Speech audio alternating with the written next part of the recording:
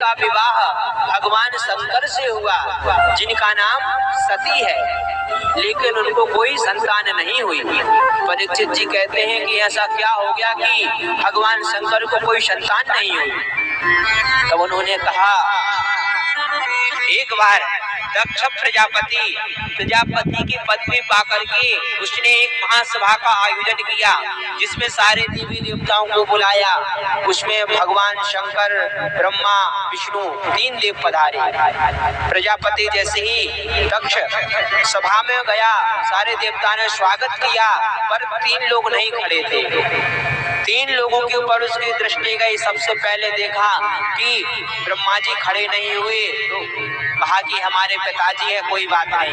नारायण खड़े नहीं हुए कि हमारे परदादा है, कोई बात नहीं।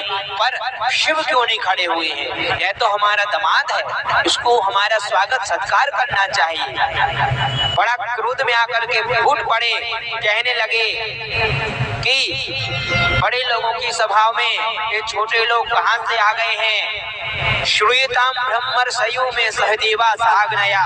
दक्ष ने सावधान कर दिया।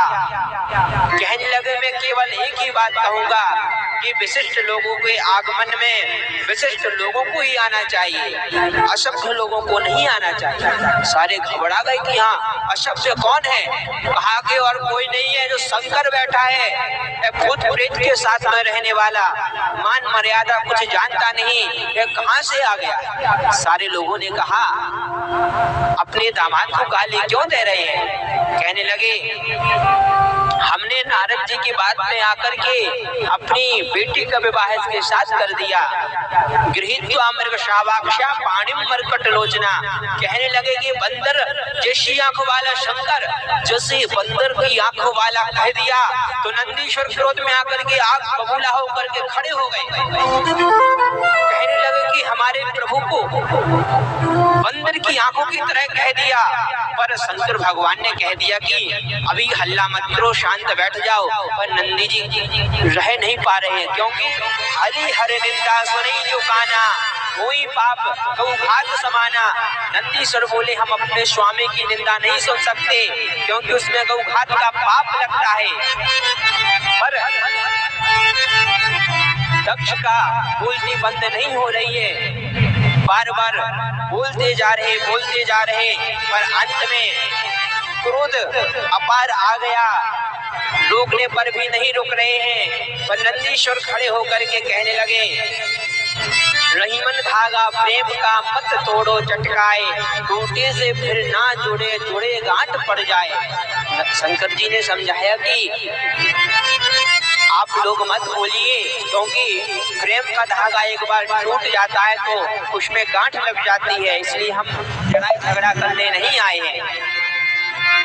अनेक बार समझाया, पर शिव जी से द्वेष करके अपनी बार कोई बच नहीं सकता है। पर थोड़ी ही देर में दक्ष बोलता रहा। कहने लगे, थोड़ी ही देर में प्रभु महाराज खड़े हुए, दाढ़ी पर हाथ घुमा करके बोले, हे नंदी, तू बीच में क्यों पड़ता है? ससुर दामाद का झगड़ा है, तू शांति से बैठ। इस प्रकार से जब बोला, तू आपसी झगड़ा में क्यों पड़ता है? मैं भी श्राप देता हूँ कि जा शिव जी के गण पाखंडी हो जाएं। जैसे ही इस प्रकार के कहा, तो कहने लगे, सर्व भक्षित हो जाते हैं, जितने ब्राह्मण सब चाटुकार हो जाएं। आपस में जब श्राप अभिश्राप होने लगे, तो शंकर जी ने कहा कि आए थे यहाँ पर मान सम्मान के, यहाँ पे स्वागत सत्कार के लिए, पर यहाँ पर श्राप समारोह होने लगा। कुछ दिनों बाद दक्ष का क्रोध शांत नहीं हुआ। शंकर जी को नीचा दिखाने के लिए कनकल में एक यज्ञ का आयोजन किया, सभी देवी देवता को आमंत्रित किया। कहने लगे कि शिव जी का कोई स्थान नहीं दिया जाएगा, शिव जी के कोई भी संबंधी को नहीं बुलाया जाएगा। सारे देवी देवता आए। माँ सती को पता चला कि हमारे पिता के घर में यज्ञ हो रहा है। अंततो गत्वा शिव जी से आज्ञा ले, शिव जी ने मना किया, सारी बात बता दी कि तुम्हारे जो पिता हैं हमको नीचा दिखाने के लिए यज्ञ कर रहे हैं, क्योंकि एक सभा में हम गए थे, उन्होंने हमारा बड़ा अपमान किया है।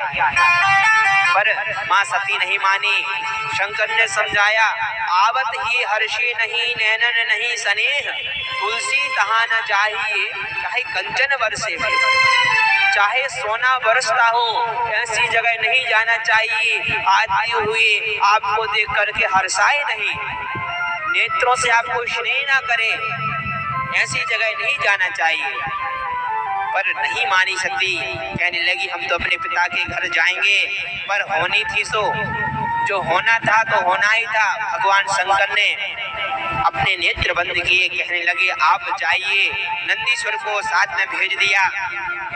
पर जैसे ही माँ सती गई, यज्ञ पिता के पास पहुंची, वहां पर उनकी जो बहनें थी देख करके मुस्कुराई, पर कुछ कही नहीं।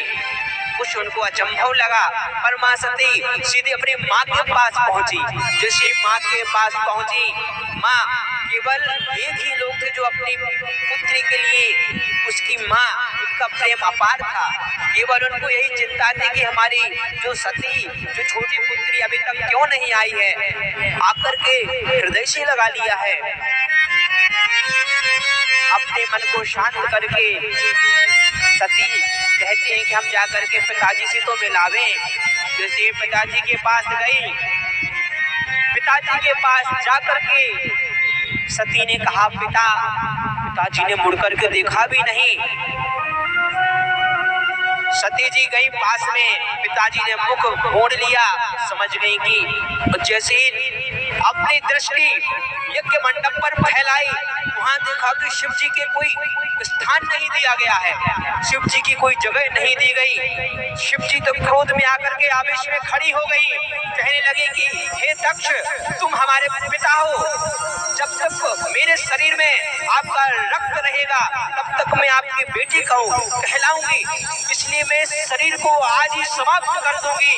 बस सती क्रोधाग्नि में आकर के, बड़े क्रोध आवेश में आकर के अपने शरीर से क्रोधाग्नि की चिता जला करके अपने शरीर को वहीं पर नष्ट कर दिया, वहीं पर जाकर के नष्ट कर दिया। जैसे ही नारद जी को पता चला, नारद जी ने जाकर के शंकर जी से कहा। शंकर जी तो समाधि में बैठे थे।